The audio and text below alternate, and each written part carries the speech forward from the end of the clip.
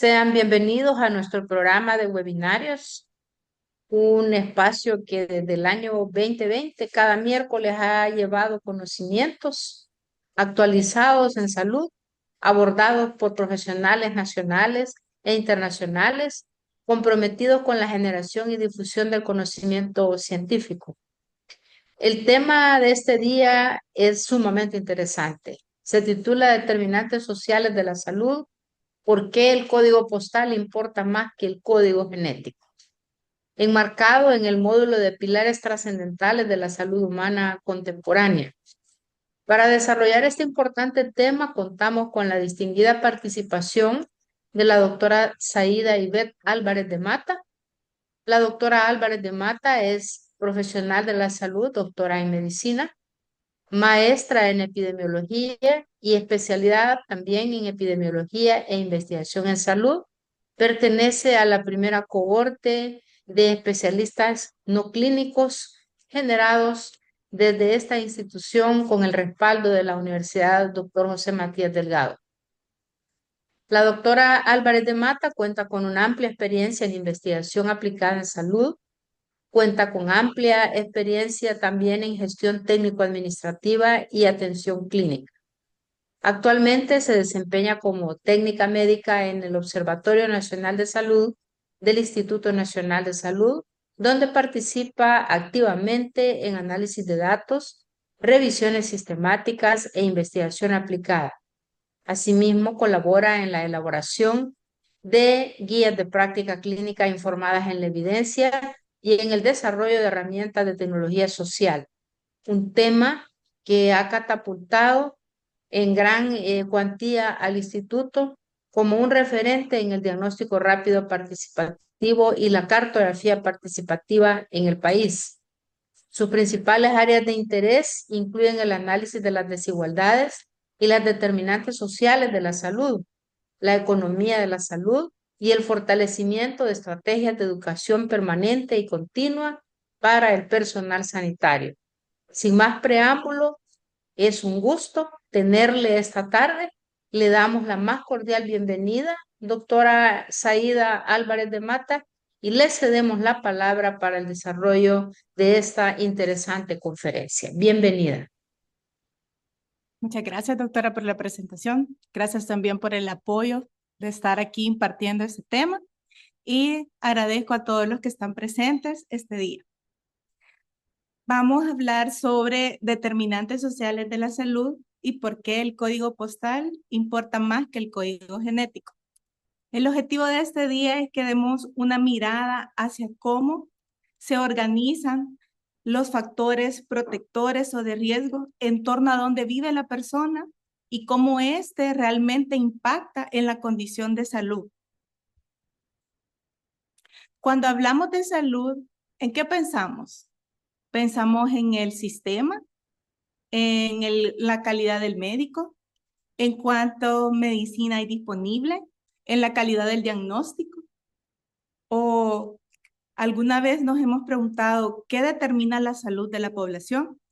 El objetivo de esta ponencia es que logramos respondernos estas dos preguntas en el desarrollo de esto. Debemos de iniciar por definir qué es equidad en salud. Equidad no es que todos tengan lo mismo, sino es que nadie se quede atrás, es que nadie se quede en desventaja para alcanzar el completo bienestar físico, mental y social.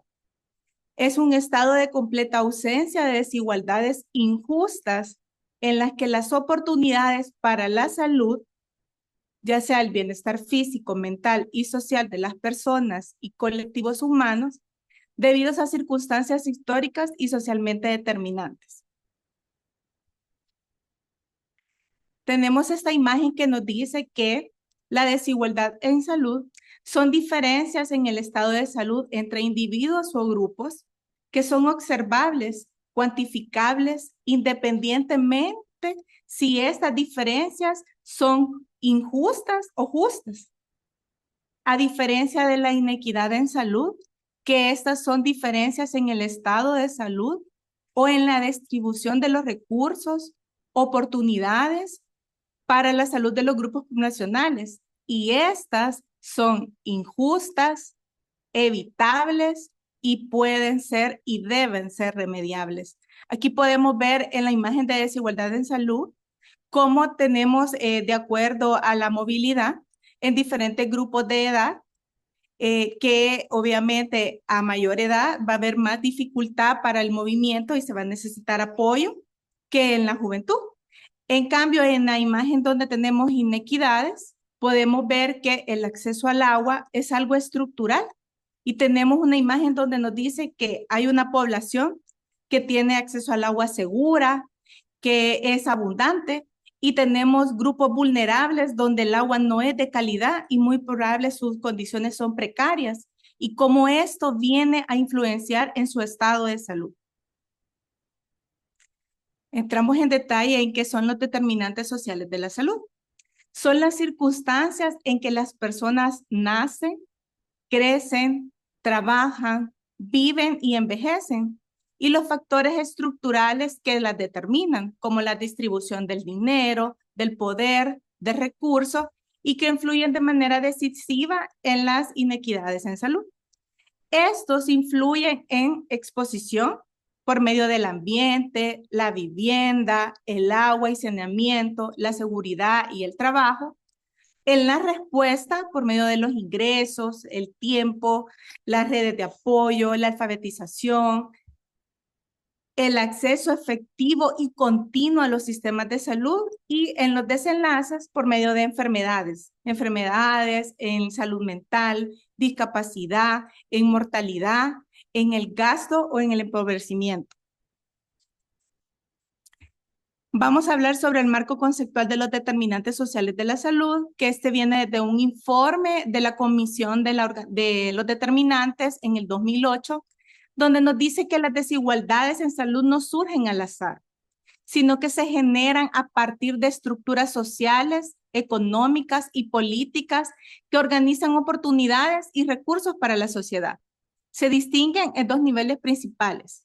Están los determinantes estructurales, que se nos viene a ver cómo es la distribución, es el contexto socioeconómico y político, incluye el gobierno, políticas públicas, modelos económicos, la cultura, y define la posición social de las personas por medio de la educación, la ocupación, el ingreso, el género, la etnia, el lugar donde habita. Y están los determinantes intermedios, que estas son las condiciones materiales de vida, factores psicosociales como el estrés, la ansiedad, los factores conductuales como el estilo de vida, hacer ejercicio, el tipo de alimentación y biológicos, junto con el funcionamiento del sistema de salud que influyen directamente en los resultados de esta en la población. Código postal viene a tener renombre o a conocerse de manera internacional desde el 2013 por medio de un foro que se da por medio de tener una manera de englobar todas las condiciones que influyen en la salud de la población, que son todo lo que rodea al ser humano y que puede ser modificable, que se puede actuar y que va a tener un impacto al hacer un cambio en esas circunstancias. Y se define como un indicador territorial que sintetiza las condiciones sociales, económicas y ambientales asociadas al lugar donde una persona vive. Esa nos dice cómo vive, cómo trabaja, cómo se relaciona en su entorno, si esta persona tiene acceso, si esta persona vive en un lugar donde hay ambientes verdes que le permita poder tener un aire más puro o poder salir a caminar, o si en su trabajo tiene condiciones estresantes, tiene un buen apoyo o redes que le permitan tener su salud mental adecuada o los horarios de trabajo como son, si le permite tener espacios de descanso. Además, incluye aspectos como calidad y estabilidad del empleo e ingreso, condiciones de vivienda, entorno físico, y urbano, seguridad, contaminación, espacios públicos, aceras, transportes, accesibilidad, ocio y actividades físicas y redes de cohesión social. Si ven, esto sitúa a la persona en el centro y todo aquello que rodea que no tiene con un contexto biológico ni genético, cómo estos condicionantes realmente influyen e impactan en la salud y el comportamiento de los problemas de salud en la población. ¿Qué determina la salud de la población? Generalmente siempre decimos que puede ser la calidad del sistema, avances en el diagnóstico, avances en el tratamiento, pero realmente una buena parte de qué es lo que determina la salud de la población está mediada por factores socioeconómicos, como es la educación, ya que si determinamos a una persona que tiene acceso a educación, esta persona muy probablemente nos va a comprender indicaciones, va a comprender recomendaciones, va a saber a dónde acudir, cuándo acudir, el empleo. La persona que tiene empleo pues puede tener un nivel adquisitivo, si es dentro de su empleo tiene permisos o facilidades para poder consultar cuando se encuentra enfermo, si este le permite una seguridad social, si hay apoyo social también, que redes de apoyo que le permitan desarrollarse o poder también encontrar ayuda o poder canales de comunicación, los ingresos que le permite poder tener accesible tanto alimentación de calidad, una buena vivienda, un buen sistema de salud u otros, y la seguridad social que en eso influye mucho, porque si tenemos un sistema que vela y que se encarga con políticas de salud por cuidar la salud de la población y está disponible de manera gratuita o por medio de las personas que tienen un empleo formal, estas personas tienen mayor disponibilidad para poder acceder y consultar y poder tratar sus problemas de salud que aquellas que tienen que costearlo de manera privada. También en este se dice que es un 40% que está influyendo y segundo el entorno físico. En esto va la vivienda, qué tipo de vivienda tiene, dónde está ubicada, si el espacio donde está es una fuente de contaminación, ya sea visual, auditiva, el aire y los espacios libres. Recordemos que los espacios verdes son aquellos que nos permiten poder, poder tener la movilidad y seguridad para poder esparcirnos y recrearnos. Y también están los hábitos de vida, que es el uso de tabaco, el tipo de dieta, el ejercicio y otros hábitos. Y vemos que el 20% aproximadamente es responsabilidad de la atención médica.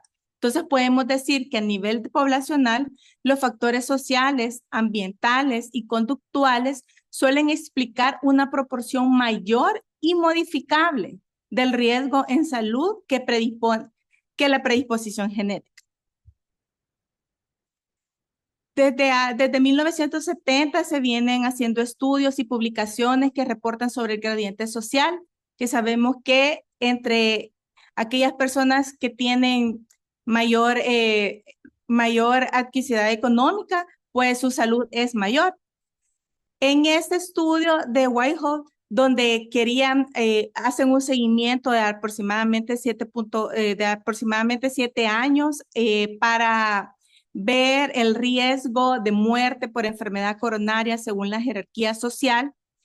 Se hace una estratificación o una clasificación de grupos de acuerdo al estatus que tienen en la empresa, por jefaturas, técnicos, servicios varios, y se hace una corte de 17.530 hombres, funcionarios públicos en Londres, clasificados por su grado laboral.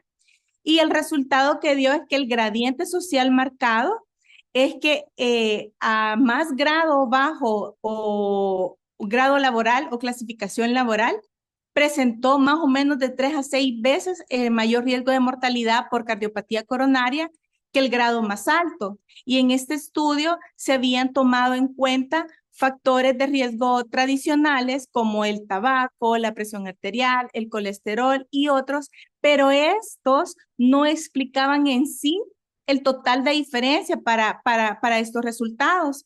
Entonces, se llegó a la conclusión que muy probablemente en eso están influyendo los determinantes sociales que en este caso no se habían incluido.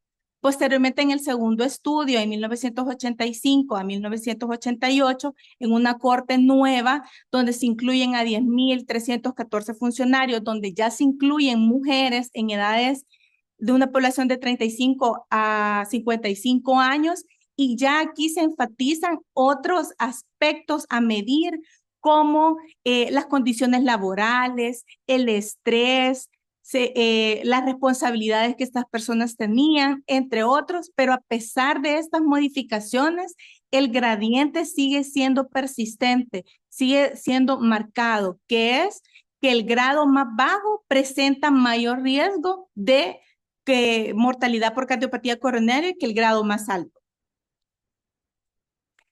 Vamos a hablar sobre el poder del entorno físico.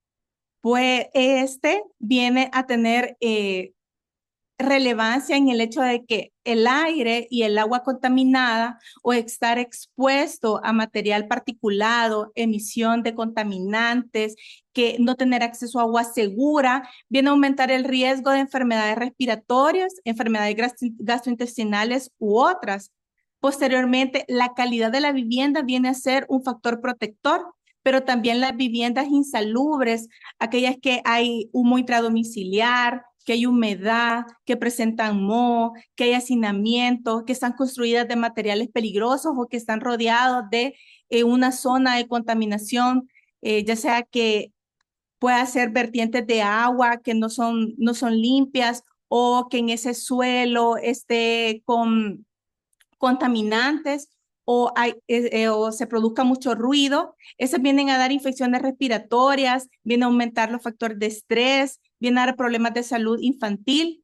Y luego tenemos la falta de espacios verdes, que estos vienen a mediar la cantidad de actividad física que puede realizar una persona, porque si el ambiente es seguro, es agradable, es confortable, pueden ellos salir a caminar, distraerse, y eso ayuda también para su salud mental, tanto como para su salud física.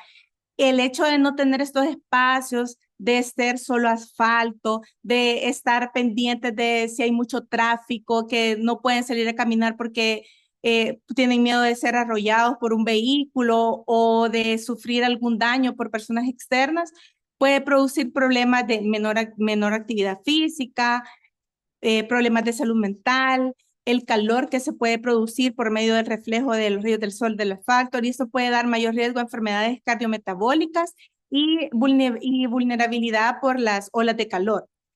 Esto quiere decir que el entorno físico define y las protecciones más allá del contorno individual. ¿Qué quiere decir esto? Que muy probablemente cuando le preguntamos a una persona y salió a caminar, caminó los 30 minutos que le recomendé, tenemos que saber que no está solo a condición de si yo quiero salir a caminar, sino no es una decisión solamente individual, sino es si mi entorno me lo permite, si mi entorno es adecuado para poder realizar esa actividad. Luego hay estudios en Latinoamérica donde se ha tratado de cuantificar cómo estos factores o estos condicionantes influyen en las enfermedades. Tenemos que el entorno construido es a lo que estamos expuestos, es lo que se nos da, y este puede estar construido por densidad poblacional, por la conectividad, puede estar por transporte, el tiempo de viaje, puede estar condicionado por espacios verdes adecuados o no adecuados. Y de aquí se producen los mecanismos o vías que, por ejemplo, la actividad física y la movilidad va a depender del entorno, de si tengo las condiciones para poder realizarlo. Si vivo en un ambiente donde hay mucho estrés, mucho ruido, tengo un trabajo que está muy retirado y me hace pasar demasiado tiempo en el vehículo, entonces muy probablemente estoy sometida a estrés crónico, a falta de sueño, y esto va a venir a repercutir en mi salud. Luego está la exposición ambiental, a aire contaminado, la temperatura, el ruido. En ocasiones también hay alguna contaminación visual, y luego está el acceso real a los recursos y servicios. No es lo mismo que existan servicios de salud a que estos sean accesibles, que realmente la persona pueda llegar a ellos, ya sea porque tiene las condiciones económicas para llegar, porque tiene un trabajo que le permite asistir cuando él está enfermo, o que tiene el conocimiento para saber en qué momento su salud está fracturada, por decirlo de alguna manera, y a dónde debe de acudir. Y los resultados de esto podrían ser en que si no tengo el entorno para tener una buena actividad física, para tener una buena movilidad, para tener una buena alimentación, pues esto va a venir a repercutir en enfermedades cardiometabólicas, diabetes, hipertensión, obesidad, entre otras. Y si vivo en un estrés constante, continuo, con mala calidad del sueño, pues puedo tener problemas de salud mental, síntomas depresivos. Si estoy expuesta o estamos expuestos a condicionantes ambientales de aire contaminado, smog y todo eso, pues pueden venir a haber enfermedades pulmonares, y todo esto venir a influir en la mortalidad cardiorrespiratoria como en otras. Hay unos estudios de Latinoamericana, que es de Salud Val, que documentan la heterogeneidad territorial y las asociaciones consistentes en salud en múltiples dominios. Y eso se ha visto, han participado alrededor de 7 países, de la mayoría de América del Sur, como Brasil, Argentina, donde no solo los comparan entre los países, sino dentro del mismo país, comparan las ciudades, comparan los barrios, comparan cómo la esperanza o la calidad de vida disminuye por 5 paradas de buses. Por 5 paradas de buses puede ser que las condiciones sociales que se presentan en ese entorno no son iguales, son diferentes, y estos vienen a minar en la salud de la población. Luego tenemos el poder socioeconómico como oportunidades que se vuelven salud. El nivel socioeconómico actúa como una causa estructural que organiza la exposición, el estrés y el acceso a la protección a lo largo del curso de la vida.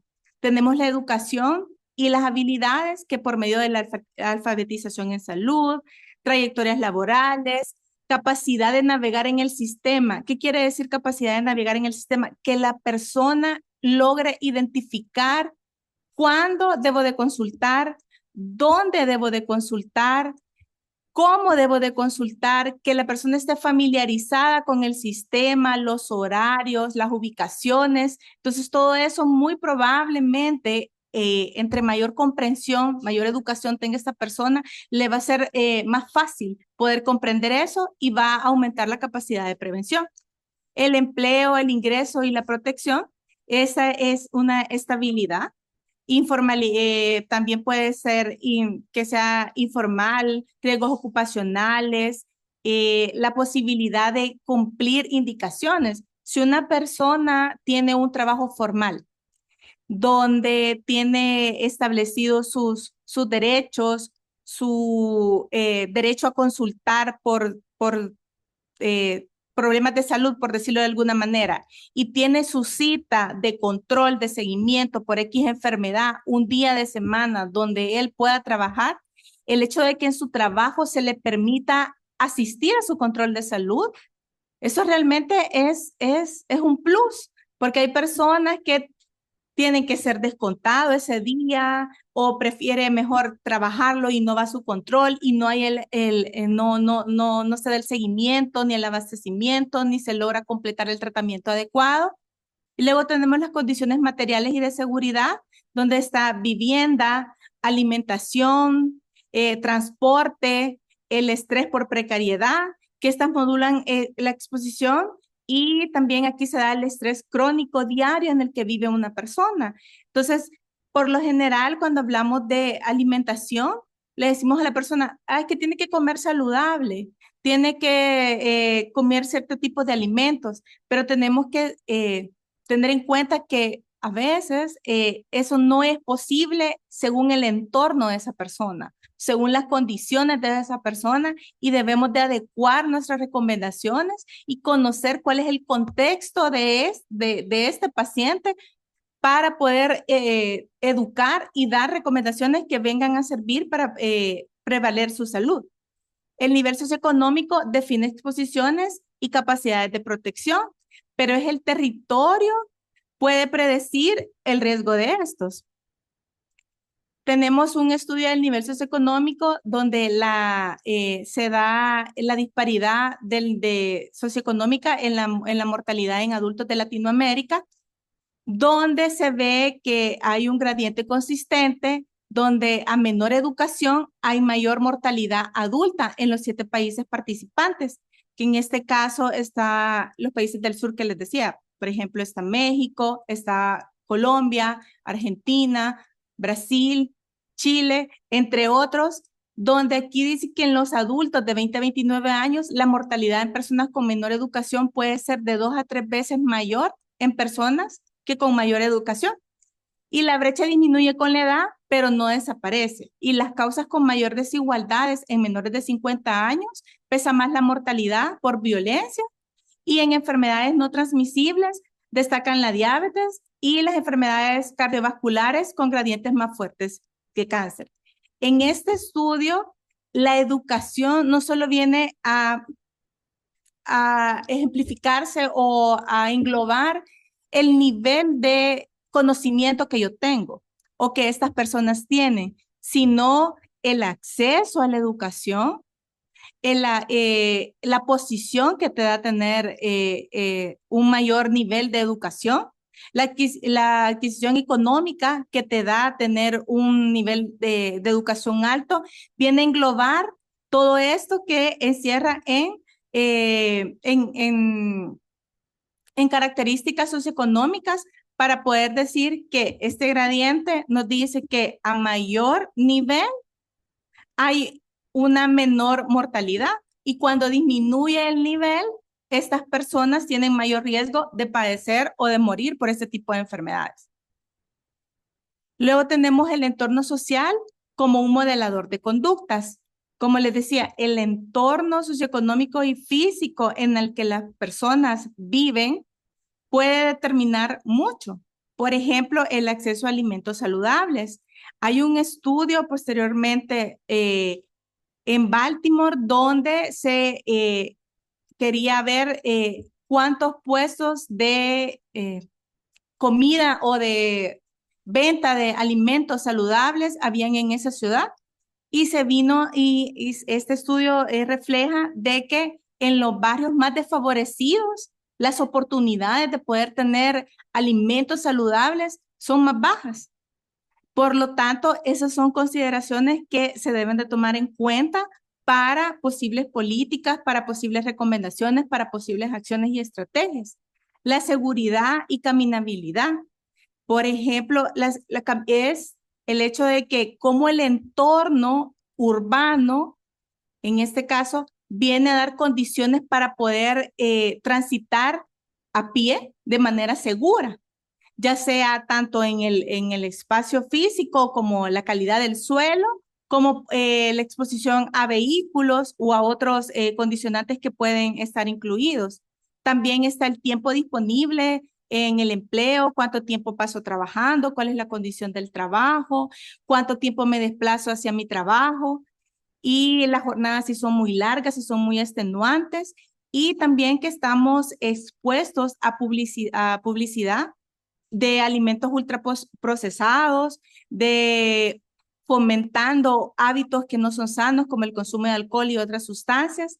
Y estos vienen a mediar conductas. Por ejemplo, yo puedo tener una buena alimentación si tengo cómo poder adquirir esos alimentos y si tengo la disposición a estos alimentos. De lo contrario, muy probablemente voy a consumir lo que está más cerca o para lo que alcanza el dinero. La actividad física la voy a realizar si el entorno es adecuado, si el entorno me lo permite. Y si no, pues mi actividad física va a disminuir. Y el bombardeo de expendios de consumo de tabaco o de bebidas alcohólicas, muy probablemente me va a condicionar a poder consumirlas. Y la otra es la calidad del sueño. Vivir de manera estresante o con mucha ansiedad o la mala actividad física, incluso la mala alimentación, vienen a intervenir sobre la calidad del sueño. Y todos estos resultados se acumulan y vienen a transformarse en problemas, por ejemplo, en obesidad, en diabetes, en enfermedades cardiovasculares y en salud mental. Por lo tanto, las decisiones son individuales, pero las oportunidades realmente son estructurales. El entorno define exposiciones y recursos, pero las conductas van a mediar el impacto en la salud. Aquí teníamos los entornos de desierto alimentario. Como les decía, se había hecho un estudio sobre el vecindario, cómo estos vecindarios tienen la facilidad para poder tener acceso a alimentos saludables.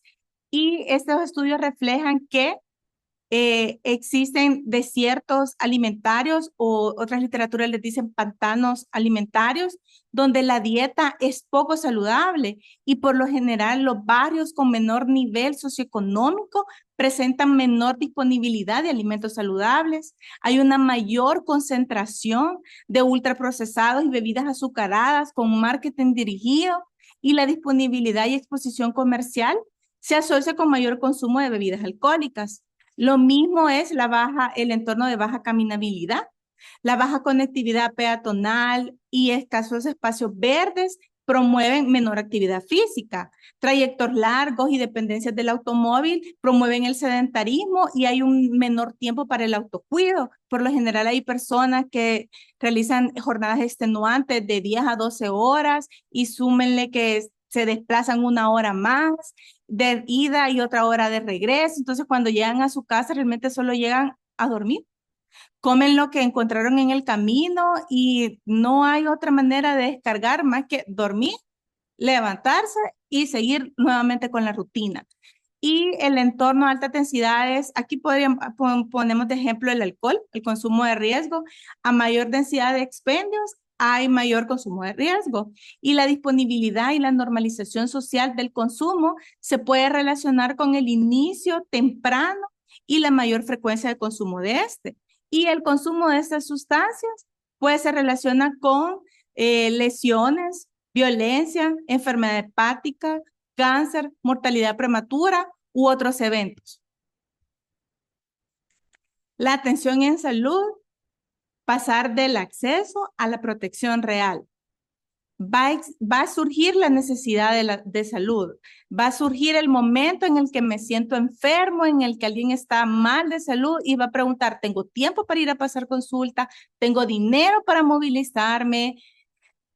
¿Va a estar lleno? ¿Va a estar disponible? ¿Mis horarios son adecuados? Y luego la persona llega al acceso, el acceso real, tiene igual, se hace las mismas preguntas, tengo tiempo para acudir a estos horarios, tengo el costo para transportarme, ya posiblemente puede ser que la atención sea gratuita, pero llegar a ese centro de salud tiene un costo, la disponibilidad, el trato.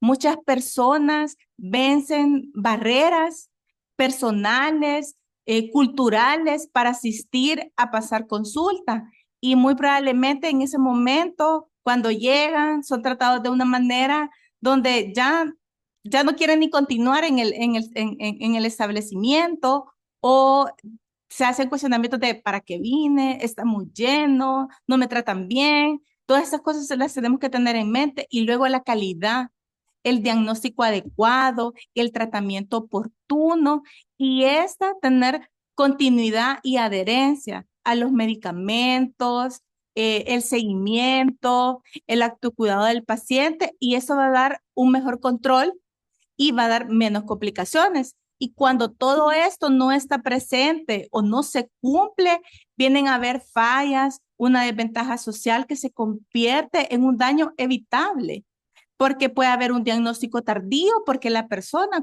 consulta tardíamente, pero muy probablemente esa consulta tardía no es porque no quiso ir, sino porque no pudo o no encontró o hay demasiadas barreras que vencer para llegar ahí.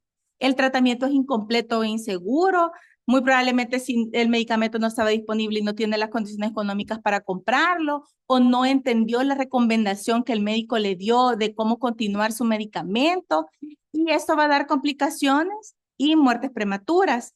El acceso real no es igual a la existencia de servicios, porque debemos de considerar que en esta influye el transporte, el tiempo, los costos indirectos, el horario, la seguridad, la información. Las personas deben de saber cuáles son los sitios abiertos, qué horarios tienen, dónde están localizados, qué necesitan para ir a pasar consulta. La calidad decide el beneficio, el diagnóstico oportuno, el tratamiento adecuado, determinan si el contacto se convirtió en protección real para esta persona. Y el contexto social entra en la consulta, condiciona quién llega. Realmente, ¿quién va a pasar consulta? Aquel que pudo llegar, aquel que encontró los medios para asistir, aquel que comprendió quién puede regresar y quién puede sostener la adherencia para poder darle seguimiento a si tiene una enfermedad crónica o a ese evento agudo por el que está pasando. Y vamos a tocar brevemente sobre la epigenética, que va del territorio al cuerpo. Como sabemos, la epigenética se define como la regulación de la expresión genética mediante mecanismos moleculares modificables que no alteran la secuencia del ADN. Y luego tenemos la incorporación biológica, que es el proceso por el cual experiencias y condicionantes sociales sostenidas se incorporan en el sistema biológico, influyendo en la trayectoria de salud a lo largo del curso de la vida. Esto nos dice que no es que que se cambie el ADN, sino que existe, por ejemplo, la exposición continua viene a modular cómo se va y produce la metalización del ADN, y que viene a promover todos estos eventos de salud que muy probablemente están condicionados por toda la exposición que esta persona ha tenido. Por ejemplo, la incertidumbre, la inseguridad, las barreras con el desempleo, la violencia, la precariedad. Esto viene a dar el eje de estrés de la activación sostenida, y esto viene a dar un desgaste fisiológico, disminuye el sueño, ya no es de calidad, produce procesos inflamatorios, se puede aumentar la glucosa, puede aumentarse la presión, y todo esto va a venir a repercutir en problemas cardiometabólicos, problemas de salud mental u otros riesgos que van a condicionar a muerte prematura o alguna morbilidad. Hoy vamos a hablar sobre las estrategias para actuar, la propuesta es actuar sobre 3 niveles: el servicio que funcione en diferentes contextos, mejorar el acceso efectivo y dar continuidad, detectar y reducir las barreras reales, adaptar planes clínicos al contexto social, luego fortalecer entornos protectores, aumentar recursos protectores de barrio y de comunidad, reducir exposición ambientales y comerciales, y activar redes comunitarias. Luego, esto es muy importante, usar datos para priorizar inequidades. Realmente tenemos que tener información del territorio y de equidad. Tenemos que identificar brechas y no solo decir el dato nacional, sino segmentar, identificar esos promedios que se ven alterados o que se ven, que se alteran por los valores extremos de que un barrio está muy bien, pero el otro no está bien, y se diluye y podemos decir que todo está bien. Entonces hay que identificar esas brechas que se están dando y evaluar el impacto con indicadores simples, porque si no adaptamos a contextos, perdemos resultados y esto viene a aumentar brechas. Y como les decía, de todas las estrategias, pues tener una atención adaptada, servicios que funcionen en contextos reales, acceso, continuidad, poner una estrategia de citas, estar recordando a los pacientes, horarios que sean accesibles para ellos y poder actuar desde donde estamos. Recientemente en un ejercicio de un diplomado con directores de hospitales, estábamos hablando sobre equidad en la consulta, donde decía que es que a cada paciente, según su nivel de comprensión, el médico se va a adecuar para poder darle las recomendaciones. Y alguien también decía de que en su institución tenían un sistema de asignación de citas y horarios de acuerdo al área geográfica de donde esa persona venía, de que si esa persona expresaba que muy probablemente un vehículo sale a las 4 de la mañana y va a llegar al centro de salud a las 7 y que sabe que el otro vehículo que regresa al cantón o al lugar donde vive va a salir a las 12 del mediodía y de ahí ya no hay cómo llegar, a esos pacientes se les asignaban citas en horarios que pudieran ser factibles para ellos. Luego tamizar barreras, ver el transporte, costos, la seguridad, que son que afectan que las personas puedan realmente acceder a los servicios de salud. Planes adaptados al contexto social y estar constantemente informando a los pacientes sobre sobre cómo poder como cuál es la navegación en el sistema, qué está disponible, cuándo está disponible, cómo está disponible y el seguimiento. Luego tenemos nuestros promotores de salud, la atención primaria en salud, las estrategias comunitarias, luego la acción sobre entornos protectores, donde es fortalecer entornos y reducir exposiciones, aumentar recursos, que los espacios sean seguros, que existen redes comunitarias, que el agua sea de acceso para las poblaciones y que sea de calidad, que tenga saneamiento, que haya promoción local y reducir los riesgos de contaminantes, violencias, que la alimentación sea saludable o que tengan acceso a alimentos seguros, alimentos saludables y el estrés ambiental. Y luego de datos y priorización que nos van a permitir decidir dónde y cómo actuar. Se debe de tener información territorial, identificar las brechas, que se dé una priorización transparente para no dejar a nadie atrás y tener indicadores comunes que nos permiten medir la cobertura, el control del territorio, las brechas de inequidades, la continuidad de los cuidados, el porcentaje de seguimiento y el impacto sobre la salud y cualquier problema, porque intervenciones aisladas pues nos va a dar un impacto limitado. En intervenciones alineadas puede reducir de manera sostenible estas brechas que realmente son injustas y que no tienen por qué ser. Obviamente acá viene la intersectorialidad donde no solo actúa salud, sino que se debe de organizar con otros sistemas o con otras dependencias que nos van a venir a promover estas estrategias. Luego, ¿qué herramientas tenemos nosotros? Quería hablarles sobre el Acta de las Inequidades Sanitarias, que es una herramienta oficial de análisis territorial que documenta cómo los indicadores de salud y sus determinantes varían significativamente entre municipios y departamentos del país. Y uno de los principales aportes de este es demostrar que los riesgos y los resultados en salud no se distribuyen de manera homogénea, sino que siguen patrones geográficos consistentes a asociaciones o condiciones sociales, ambientales y acceso a servicios. Identificar gradientes territoriales en mortalidad, enfermedades crónicas, salud materna, infantil y condiciones ambientales, evidencia brechas sistemáticas vinculadas a la pobreza y permite priorizar intervenciones mediante análisis comparativo por quintiles, mapas de concentración de riesgo. Realmente los invito a que lo lean, a que le den una mirada crítica y que realmente puedan utilizarlo para poder tomar o poder dar como un primer paso de cómo actuar o de dónde actuar. Aquí había hecho esta referencia sobre enfermedad renal crónica con literatura nuestra.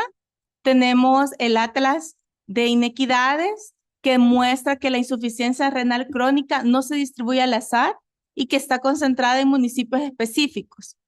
Posteriormente tenemos datos de la encuesta nacional de la ENECA del 2015 que cuantifica la magnitud nacional de la enfermedad renal crónica y este viene, además de dar un gradiente territorial de lo urbano y rural, aparecen exposiciones concretas como el agroquímico y la baja ingesta de agua. Posteriormente, tenemos ya un estudio que fue realizado en una población ya local en Chalatenango, donde esta ya da una asociación con trabajadores agrícolas y exposición a plaguicidas con actividades de agricultura para el desarrollo de esta enfermedad junto con hipertensión y diabetes. Como vemos, el territorio resume un paquete de exposiciones y este nos va a venir a dar oportunidades que se van a acumular en el tiempo.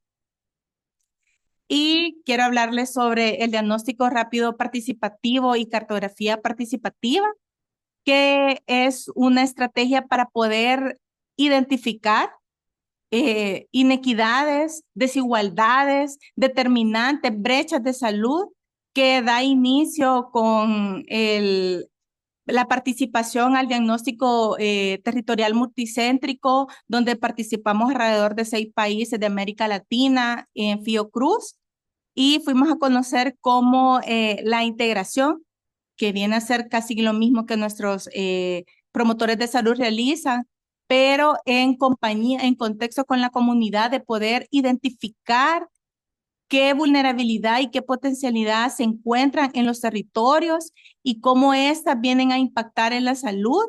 Posteriormente se grafican y se realizan mapas que nos permiten contextualizar cómo están localizadas estas poblaciones, qué hay cerca, qué hay lejos, qué viene a entorpecer o viene a migrar este problema de salud. Podemos ver este mapa que está realizado por uno de los participantes de salud comunitaria, donde podemos ver el inicio de la unidad de salud y localizamos a una embarazadita que está sombreada de rojo, que realmente para llegar al establecimiento de salud más cercano, podemos ver las condiciones que tiene que atravesar. Esa persona posiblemente biológica o genéticamente no tiene ningún factor de riesgo, pero el territorio es un riesgo para ella. Muy probablemente eso que está sombreado de rojo no es un camino formal, sino que es un camino irregular que tiene muchos riesgos más para una persona con esa condición. Entonces debemos de considerar todo eso a la hora de estar en el consultorio, de estar preguntando o de dar un tratamiento, dar una recomendación a una paciente de de dónde viene, cuál es el contexto, qué es lo que tiene, qué es lo que le falta, cómo nosotros podemos educar a esa persona o podemos dirigir las recomendaciones, adecuar las recomendaciones a su contexto. Obviamente, eso no va a depender solo de nosotros. O sea, esto es holístico, esto tiene que estar cimentado bajo políticas públicas que prevean la salud de la población, pero algo tenemos que hacer desde donde nosotros estamos. Dentro de las reflexiones finales, pues las inequidades no deberían existir, son evitables e injustas y por eso requieren acción. El código postal no es un número, es un paquete territorial de exposiciones y de recursos. Consiste en vivienda, empleo, seguridad y entornos y organiza las oportunidades de salud. No es una que social versus biológico, realmente debe haber un equilibrio y el contexto puede modular la biología por medio del estrés crónico, la incorporación, la epigenética y también condiciona conductas y acceso a cuidados. Y los promedios pueden ocultar brechas. Mirar solo el total nacional invisibiliza territorios y grupos rezagados, por eso requiere desagregar datos y las decisiones deben de ser tomadas de esa manera. Y actuar es técnico y medible, mejorar el acceso efectivo y la continuidad, fortalecer entornos protectores, usar datos desagregados para priorizar dónde el paquete es mayor. Y doy agradecimientos a la doctora Xochitl Sandoval, directora de este instituto, por esta oportunidad de poder hablar sobre estos temas. A Félix Rosenberg, Marina Rodríguez y Bruno Dos Santos del Foro Itaboraí de Fiocruz de Petrópolis, que son las personas con las que hemos trabajado para la identificación y abordaje sobre la acción, ya sobre los determinantes. Ya sabemos que es un problema, es el momento de accionar sobre ellos. Y al doctor Orlando Macís, de la Unidad de Vigilancia Epidemiológica.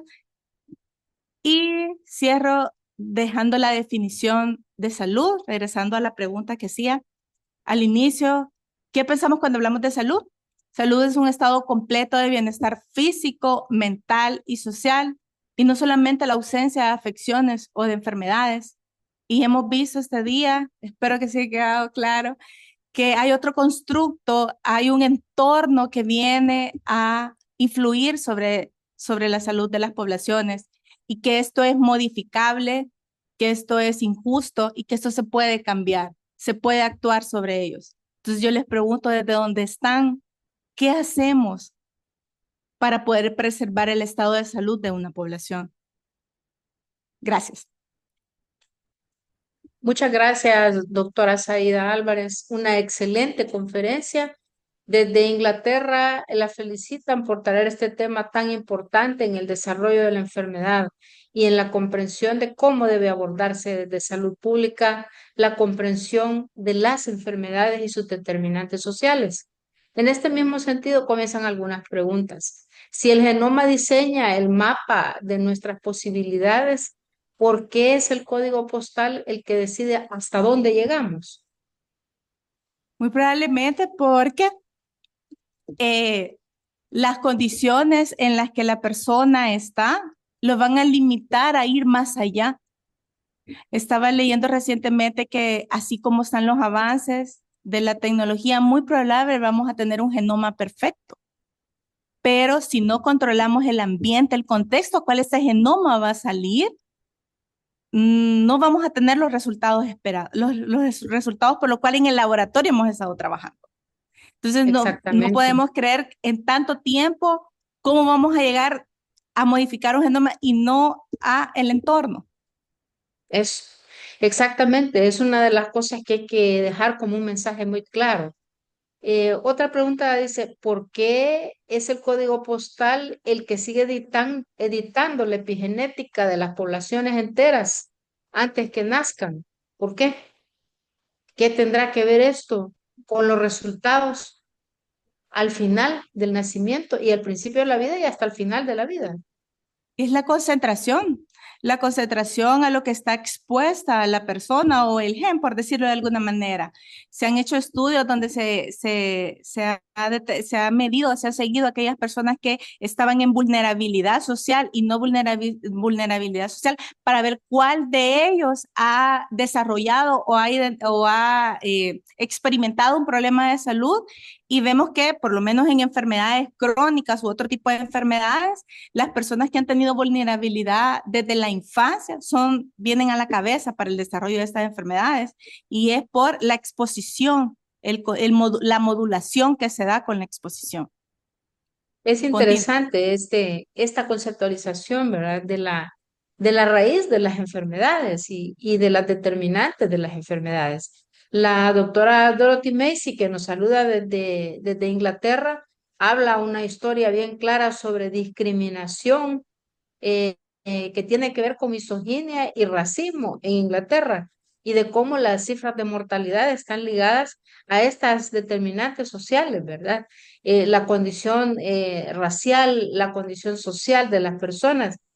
Lo social, dice ella, es bien importante en la salud de las personas. El doctor Jorge Pleitel le saluda y dice, doctora Álvarez, usted presentó una diapositiva que el 30% del desequilibrio de la salud lo ocupan los hábitos de vida, comida, ejercicios, sueño. Viendo esos factores, hay políticas para mejorar el consumo de alimentos ultraprocesados y el ejercicio.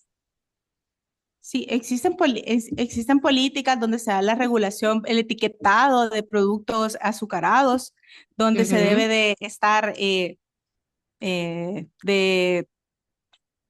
a disposición, o sea, debe de ser elegible, evidente a la hora de que las personas adquieran el producto. También vemos que con los productos como tabaco existe el etiquetado donde dice que es un riesgo para la salud, pero aún así debe de haber una regulación un poco más estricta con ese tipo de productos. Es interesante y quizás más adelante podamos hacer algunos comentarios sobre los ambientes obesogénicos que van más allá de la voluntad de querer comer sano o caminar, como bien usted lo decía. La doctora Macy dice de nuevo, el otro factor es la soledad que contribuye al suicidio de las personas relativamente jóvenes, sobre todo hombres. Esta es una realidad en Europa y en otros países, ¿verdad? Pero también aquí en el país. Hay un comentario de una de nuestras investigadoras, la doctora Mireya Gutiérrez. Es interesante lo de caminabilidad, ya que en nuestra infraestructura urbana y rural no se tienen aceras en buen estado y muchas veces el caminar se vuelve riesgoso cuando los talleres colocan motos o carros en aceras donde debe de caminar el peatón, arriesgándolo a accidentes al caminar. O sea, la caminabilidad, ¿cuál, verdad? Usted la tiene que andar buscando en un entorno para disminuir un riesgo de fractura realmente, ¿verdad? O de que lo atropellen o algo por el estilo. No sé si tiene algún comentario al respecto. No, realmente es el entorno. Como decía, siempre se le dice a la persona, tiene que salir, tiene que moverse, pero tenemos que también estar conscientes de, tenemos el entorno. La doctora ha Eso. descrito muy bien todo lo que afecta a la caminabilidad de una persona y muy probablemente a veces cuando en un control de consulta subsecuente un paciente llega se le pregunta si hizo los ejercicios o caminar los 30 minutos que se le dejó y dice que no, entonces creemos que es el individual el que está fallando, pero realmente no es solo él el que está fallando. No, es el No hay sistema. condiciones, es el sistema. Eh, Hay una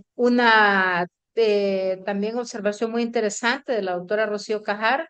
Excelente tema, doctora Álvarez dice, es un tema de enorme relevancia para todos los profesionales de salud, porque nos recuerda que para todos los profesionales de salud, que nuestro trabajo va más allá del ámbito clínico, ¿verdad?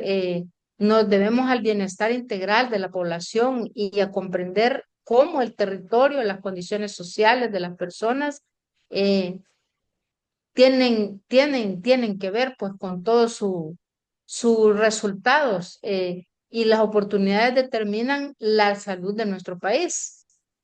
Pregunto, ¿aceptamos que, que en El Salvador el código postal influye más que el código genético en los resultados de salud? ¿Qué tipo de inversión social territorializada considera más urgente para reducir las brechas entre municipios y garantizar que los recursos lleguen justamente a los territorios con mayor desventaja estructural? Bueno, el código postal incide en muchos países. Realmente está tomando un auge y una de las estrategias que se puede hacer es la conectividad. Recientemente había un informe del Banco Interamericano donde decía que las viviendas se construyen en las periferias y los centros de salud por lo general están en el centro de la ciudad. Ujú. Entonces ellos decían, aquí tenemos dos maneras de poder actuar o hacemos una estrategia que la salud o el establecimiento va a llegar a la periferia, o nosotros garantizamos de qué manera la periferia va a poder llegar al centro. Y eso debe de estar documentado, debe de ser para todos, debe de estar a disponibilidad de todos. Entonces creo que por ahí podríamos empezar, porque los establecimientos realmente sean de acceso para todos, para todos. Sin duda. Hay varios comentarios aquí. El doctor Pleites Navarrete vuelve a hacer un comentario. Dice, definitivamente esta conferencia me deja claro que para comenzar a hacer cambios hay que humanizar, ver al paciente no como un paciente, sino como un ser moral que necesita de nuestra ayuda y que los cambios sobre estas inequidades comienzan desde mi sitio de trabajo, trabajador o funcionario, ver el ser humano como un ser. Gracias por la conferencia. Cuando analizamos, dice la doctora Rocío Cajar, la mortalidad materna en El Salvador, vemos con claridad que los eslabones críticos de la atención no se explican únicamente por factores clínicos, sino por determinantes profundamente vinculados al código postal. El acceso oportuno al primer nivel, la disponibilidad de transporte, las condiciones socioeconómicas del territorio y muchas cosas más, ¿verdad? Como la capacidad resolutiva de los servicios. El abordar esos determinantes es una obligación para asegurar que el lugar de residencia no determine las desigualdades evitables, ¿verdad? Eso es una cuestión importantísima. El doctor Juan González Garay, excelente tema, presente de la Dirección de Epidemiología, dice, es muy bien recibido y a tomar en cuenta como parte del proceso de una sola salud. Y muchas felicitaciones por parte de los colegas. Buenas tardes, dice, excelente presentación, Saida Álvarez. Los datos del censo demográfico, dicen acá, o la encuesta de hogares o propósitos pueden ser utilizados para alimentar el código postal. Por supuesto que sí. Se debe hacer una articulación de toda esta data para poder levantar datos que nos permita priorizar y que las acciones sean de esa manera. Es un tema muy importante porque nos motiva la sensibilización a este tema y usted lo ha abordado de forma excelente. No esperaba menos. Mientras el genoma nos dice qué podría pasar, el exposoma, que es lo que hemos estado hablando acá, nos dice qué está pasando. La salud pública del futuro no se trata de editar el ADN, ¿verdad? Que está bien y está muy bien desde el punto de vista que lo querramos ver clínicamente, sino de editar el exposoma para que los genes saludables tengan la oportunidad de expresarse. Y la única forma de generar esta condición es trabajar sobre las determinantes sociales. Un ejemplo es la obesidad, ¿verdad? Que es algo más que ir de la falta de voluntad a un esposoma obesogénico. Usted ha hablado muy bien y en general de los desiertos alimentarios, las zonas donde es más fácil encontrar una bebida súper azucarada que una manzana. La caminabilidad de la que usted ha hablado, ¿verdad? Que es importante y que parece irrelevante, si que esta gente no quiere caminar 30 minutos, ¿y a dónde va? Si no hay ni dónde parquear el carro, por ejemplo, ¿verdad? Un marketing depredador, es decir, la densidad de publicidad de ultraprocesadas en todas partes. Usted ve rótulos gigantescos con una hamburguesa, no ve uno gigantesco con una manzana o con un mango verde, ¿verdad? Es interesante. Y quizás el otro es el entorno de obesógenos químicos que están presentes y que nadie habla de ellos. Es decir, los oftalatos, los bifenoles, todo lo que los químicos nos viven diciendo es malo, es malo, es malo en el laboratorio, pero nadie les da volumen. La contaminación sonora y lumínica que altera el ritmo circadiano. Nadie habla de eso como un ambiente obesogénico y el microbioma que muchas veces lo vemos como una explicación de muchas cosas, pero también como una explicación de la obesidad. Usted habló muy bien de la carga alostática, el estrés crónico de vivir en un entorno inseguro, pero nadie le pone atención. Hasta hoy nos están quitando mucho de la carga alostática al darnos un ambiente más seguro. ¿Qué diferencia hay ahora de poder caminar en el centro de San Salvador y contar más de 10.000 pasos? Antes no podía hacer eso, no había llegado ni a los 1.000 cuando ya tenía una pistola en la cabeza. Y todas estas cosas nos muestran pues que hay que cambiar, que hay que generar una situación en la que la frase potente sea que no es que nuestros genes hayan cambiado en los últimos 40 años o 50, no sé, es que lo que pasa es que estamos pidiéndole a la biología de la edad de piedra que sobrevive en un entorno químico y en un entorno social del siglo XXI. Y esto se ve muy, muy evidente en toda la producción de ustedes, en su trabajo de diagnóstico rápido y cartografía participativa, en donde nos sorprende que a 6 kilómetros del Instituto Nacional de Salud no hayan caminos para que una mujer embarazada salga en una emergencia. Hayan veredas en vertical.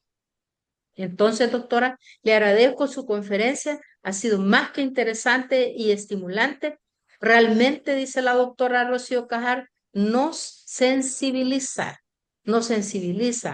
y nos da más motivos para decir, hay mucho que hacer. Y es importante publicar, sí es importante, pero es más importante investigar nuestras propias realidades para ver que estas determinantes sociales de nuestros exposomas están aquí y somos nosotros los más indicados para poder dar soluciones a estos problemas. Quisiera unas palabras finales de cierre suya, doctora, y agradecerle por su excelente conferencia. Gracias. Agradecerle a usted, doctora, realmente retomando Diagnóstico Rápido Participativo, que es un proyecto al cual le tengo mucho cariño y me siento muy comprometida con él y me ha hecho volver a la comunidad y ver lo importante que es, como decía usted, doctora Cajar, eh, este proyecto nos ha permitido, en este caso, en este momento, poder visualizar las realidades de las embarazadas, porque ha sido como nuestra población meta en este momento y poder ver cómo a unos escasos kilómetros de acá la gente no puede acudir al sistema de salud. Saben que existe, que está, que es moderno, pero no hay manera. O sea, y eso no puede ser así. Eso no es justo y eso se Así puede es. cambiar.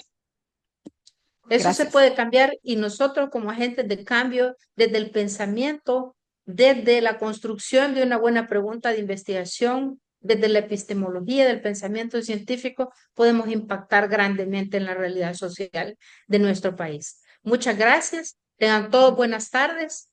Les invito a que continúen asistiendo a estas conferencias.